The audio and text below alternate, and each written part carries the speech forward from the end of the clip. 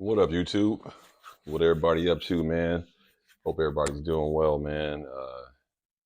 Just back for another Glocktober Part 3. Man, I just want to say, if you just jumped in, man, go hit the like button, and subscribe. Help me out.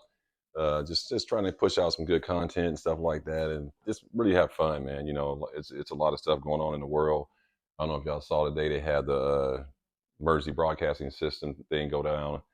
That's just shocked the shit out of me at work, man. I was at work sitting at the desk, and I'm like, all of a sudden, womp womp womp, and then all of a sudden, I heard another phone because when it went off for me, I was the only one in the damn office. I guess I'm the only one that works, but in the area, and it went off like womp womp womp womp. I was like, holy shit! And then all of a sudden, I heard everybody else's phone all throughout the whole building. So it's crazy, but I don't know if anybody. I don't know if y'all follow global politics, man, but I ain't gonna go too far into it deep, but or I don't know if y'all are aware of BRICS, the currency they're trying to create, and they're trying to, Saudis are going to pull their oil out of OPEC, and I mean, I don't want to be talking all too much politics. Maybe you guys don't even care about this shit, but that whole OPEC thing is crazy, and I don't know if anybody know about OPEC, and that's basically that's pretty much how the world trades oil in U.S. currency. And somebody saying, why is that important? Well, it's very important because if all these oil producing countries like Russia and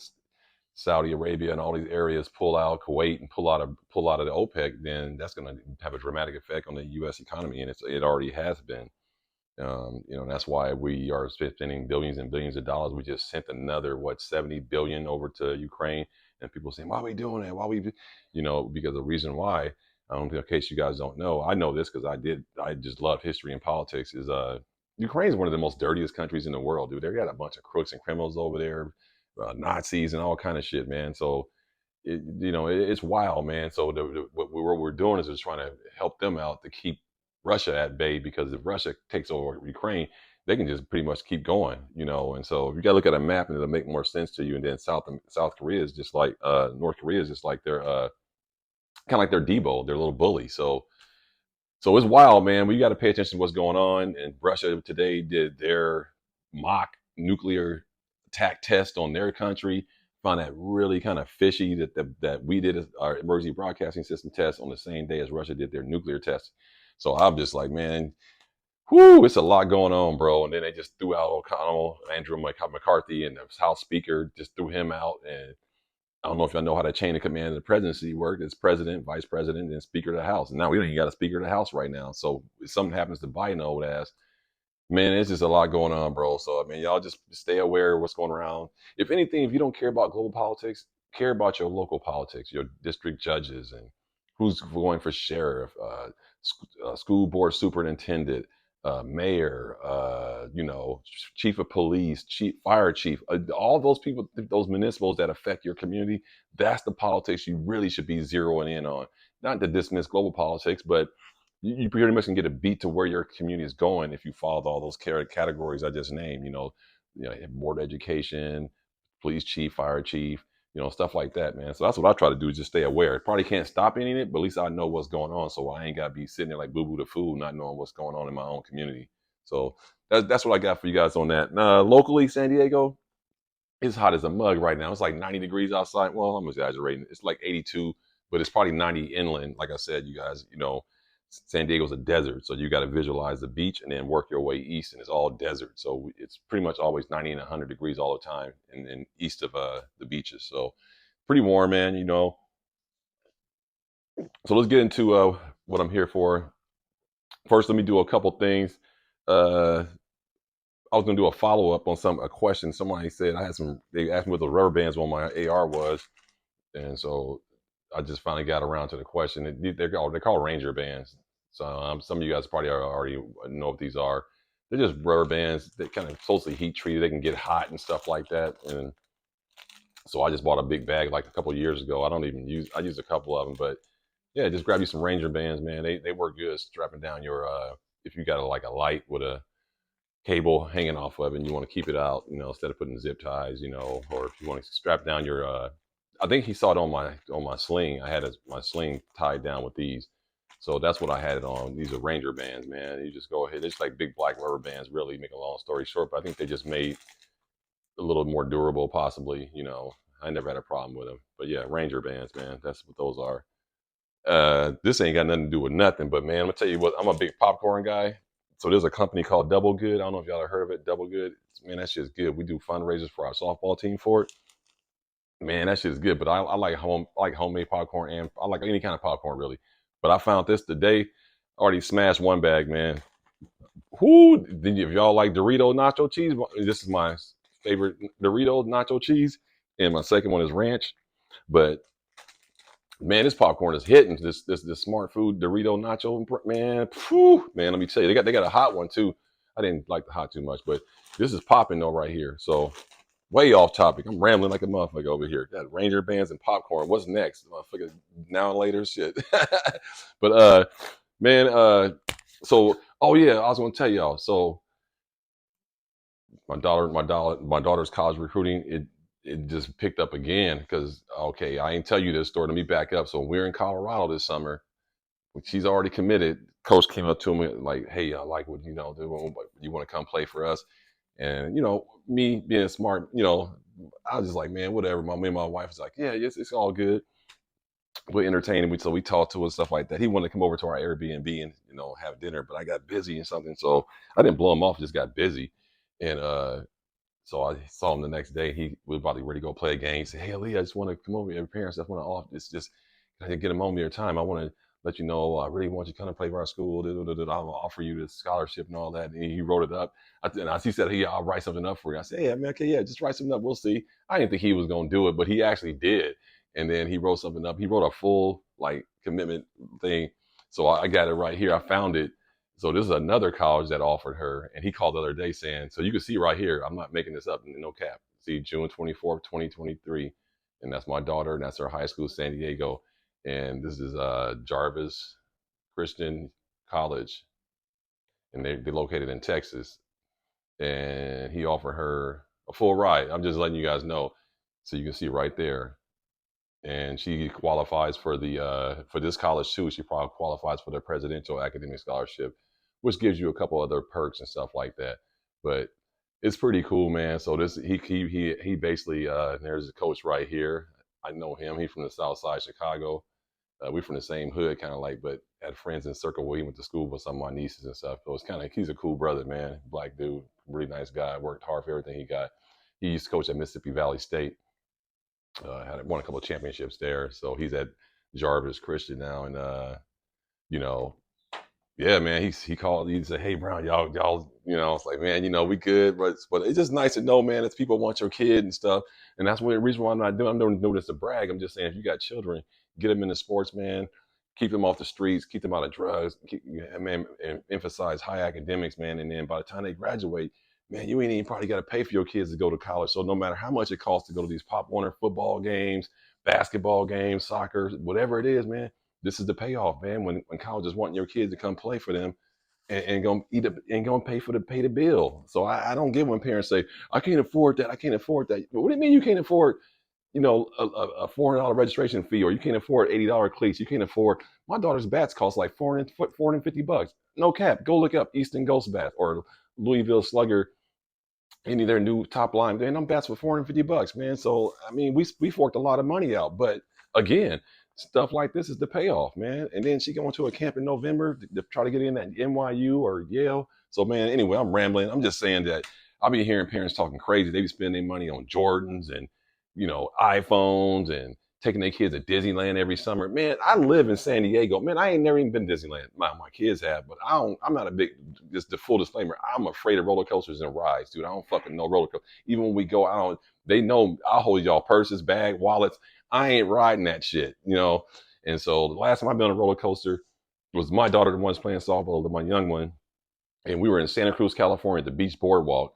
And it was her birthday weekend. And we went out there and celebrated. And man, she drug me on the Big Dipper, the old wooden one that's still rolling out there. Man, I almost had a heart attack, bro.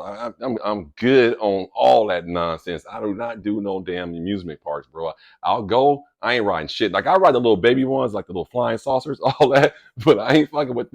Man, I'm good, man. Man, I'm good. So. But that's what I got for that, man. Let's get into the Glocktober. It's already at 10 minutes rambling. Ain't even talking about guns. So So anyway, this is day 3, Glocktober. See what we got in the bucket. Glock 23. Glock 23, Gen 3. Did shave down the finger grooves. Did shave down the trigger guard. What can I say? 40 Smith& and Wesson, an outstanding caliber, great round. Love the 40 Smith& and Wesson. I know people are like, oh, 40, man, it's kind of an obsolete round. Obsolete to you. It ain't obsolete to me. Badass round. What made me buy the Glock 23? What made me buy it? Why I bought the Glock 23 is several reasons why, but I'll just break it down one, two, three. It was the next purchase after the Glock 19, and it's the same, basically size, same grip, same lower, same size upper, very modular. The conversion barrel aspect. So I have a conversion barrel 9mm and a conversion barrel 357 SIG.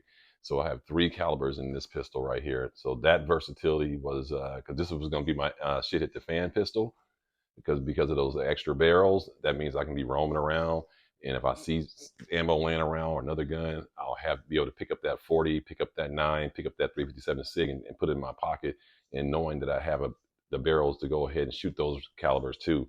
So that was one of the biggest selling points, was the versatility with the conversion barrel, and that's what makes Glock Gen 3 so special. The 5s and the 4s not quite as much. The mags aren't really versatile with all the generations and stuff like that. So that was the big reason behind getting this 23 was 40 cal first of all, the barrels, the conversion barrels second of all, and the fact that it's the same platform as the Glock 19. So when I pick up the 40, it's just like picking up the 9, the G19. You feel me? So I don't have to refigure my hand or how I'm gonna hold it. Same thing. G19, G23, Gen 3 are the exact same pistol. Only difference is the caliber. So that's the story behind the Gen 23. Excuse me, the Glock 23. Why I bought it. Love this pistol. Easily my most versatile pistol I have in my Glock collection. Would never part with this pistol. They're still out there. If you don't have one, I suggest grabbing you one, man. And grab you a couple conversion barrels. And even if you don't shoot it, you can just have it as an SHT fan, like shit hit the fan pistol. I like it better with the TLR 7A, but the holster that I'm rocking this week in my concealed carry, this is the holster that fits in it, so that's why it's on there. But I like the TL. I think the Glock 19 and the 23 looks way better with the TLR 7A. It just fits right. I don't like the stick out part. Some people like it. They're say, oh, because your light doesn't get dirty when you shoot. Man, just put some blue tape over it. That don't make no sense. But I like how it just sits flush. So I think that's one of the sweetest lights on this particular model pistol, the 23 and the 19, that TLR 7A. So that's it, man. So that's the reason why I rocked why I bought the Glock 23, man. Straight up, that's the whole reason why I bought it. Another thing I was going to point out is that you guys know how I got those Talon Grip Pros on my other build. I like them so much, man. I bought another pair for this one. I'm like, where's it at? Oh yeah, for the Glock 23. So I'm gonna put these Talon Grip Pros. Now, see, they fucked up. They've messed up, man. This is supposed to be Gen 5 because I took the finger grooves off. You see that? And I ordered Gen 5 because the other one I bought is Gen 5. Man, see, that's why people be messing up, bro. I know I picked Gen 5. These are Gen 3s or Gen 4. I think 4 had the grooves on them still. You guys can correct me on that. I think Gen 4 had finger grooves too. Man, I didn't want the finger grooves. I ain't sending them back. I'm just gonna go ahead and slap them on there. It's not a big deal, just a little cosmetic thing. No one's gonna be looking right there anyway, and who cares? It'll still wrap in there where the grooves were, so it's not like it's gonna be protruding out or doing anything to affect the grip. But I hate when people don't get shit right. But yeah, man, got these little Talon Grip Pros. I love them, man. Y'all should check these Talon Grip Pros out there in between granulate and rubber. Man, this is it looks sweet on your gun too. You guys seen it, so uh, that's pretty much on that, man. I'm gonna go ahead and put that on there and keep it moving, man. Another thing I was gonna point out was this tool right here. When I was building my Glock, I was figuring out how do you get that liner in there. You guys know that liner, right? So you guys know that liner. I know this video's getting a little long. Sorry, guys. But so you know the liner inside of the slide. When you buy the slide, if you're going to, anybody new to building pistols or Glocks, you know, when you buy the slide, find out if it's coming with the liner, if it doesn't. And these are the liners. And that goes inside the slide where the firing pin goes in when it shoots through there. So you got to put that down up in there. And how you get it in there, you got to tap it. You got to tap it in right here like this. So this part sits right on that lip right there. And then you knock it down with your mallet until it gets to a certain depth. Now, I don't know what the depth is. I just banged mine into it, didn't go down no more. So, but yeah, that's what that's for. And this part is for you to take it out. So when you want to take it out, you thread that into that and it'll snatch it. See how I kind of grabbed it? Let me see. See how I kind of grabbed it? So that side is for taking it out and this side is for putting it in. And that's why it's recessed right there. As you see how it's kind of, see how it's kind of recessed right there. So that'll just sit right there on that. But anyway, this little Glock tool, this is not mine. This is a guy at work. Let me borrow it. And someone give it back to him tomorrow. I just want to let you guys see it before I gave it back. But yeah, there's a lot of ways you can put that liner in, but this is the tool that's suggested by Glock. And I don't know what the SKU is on that. Let's see. There it is right there. There's a SKU. Glock Store Dual Purpose Channel Liner Tool. So you guys, you know, if you want to build guns and you're going to be putting liners in, I suggest go ahead and get this tool and just have it in your tool set. I don't have one. I'm not going to buy one either, but I probably won't be building too many pistols anymore, but I just want to share that information with you guys. So, man, if you like the video, man, go ahead, drop a like, subscribe, comments. Appreciate all you guys. Glocktober Part 3, Jan 23, man. It's your boy Eyes and Ears Tactical, man. Everybody stay blessed, stay safe. Peace.